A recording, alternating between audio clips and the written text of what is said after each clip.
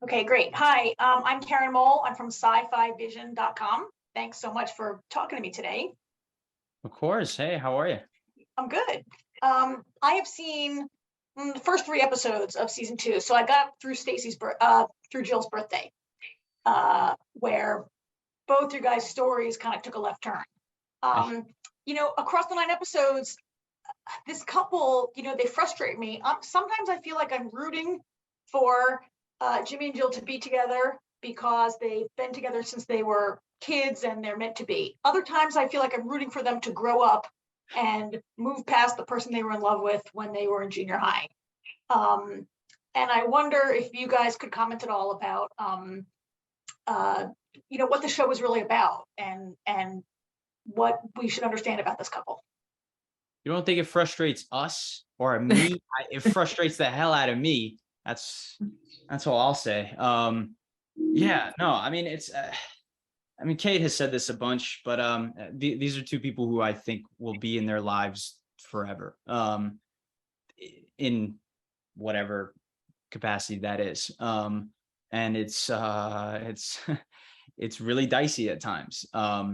And I don't know if that means they shouldn't be together or they should, but I think it's also just they're both really passionate about what they want to do. And these are years that like you're trying to figure out what that is exactly, who you are, what you really, really want. And I think they both went and did exactly what they said they do. And putting them in the positions we find them in season two, I think it does mean that they'll be together, but getting there is so frustrating. So yeah, I'm right there with you. I think they're like family in a way. And I don't think they've kind of got nobody was in therapy in the 80s. So they don't know that like maybe it's not the healthiest thing for them to do, but maybe they're the one out of like 5 billion who actually can make a relationship from their teenage years work. Sometimes you hear about it, like people who are in love from 16 to fucking 96. And maybe this is them. Maybe this is the one time, Maybe he's her lobster, as they used to say on a different show that we all watched. Yeah. I'd love to ask Kate a little bit about Jill's relationship with Mr. Farrell. And I often watch Ed Burns playing that role of Jimmy's father, and I think, like, this guy, like, I feel like you're looking at a father-in-law who's so jealous of the time with his son and so like needy and invested in the son. And I wonder, how you guys see that character's involvement in the relationship. Yeah, I think it's really endearing.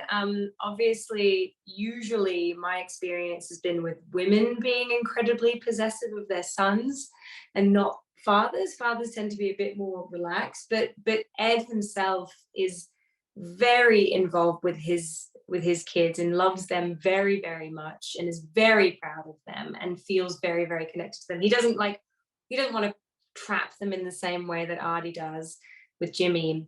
But I think that Jill probably is just like, yeah, it's fucking weird that your dad's so obsessed with you, man. Like, she doesn't really talk about it. I think she just kind of accepts it because it's never really gotten in her way. And like, there isn't that kind of rivalry that exists between like if it was Kitty doesn't really like Jill either, but I think Jill just kind of like avoids her.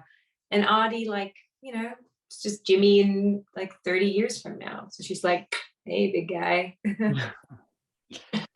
I think Jimmy's he didn't marry his mother, but he's definitely dating his mother. I mean, we find out a little bit more about Kitty's life in season two and how much of a free spirit she was. And I think with Artie, I think who doesn't want to see their kid pursue their passion? And we did find out in season one that Artie was a bit of a photographer as well. And I think being able to provide that life for your kid is something really special. And it's sometimes you may be a little overbearing and maybe a little controlling at times, but you just really like Artie became he paints houses. He's not, he, probably didn't get to pursue his passion. And like I said, being able to push your kid and watch him shine, I think is something really special. It is.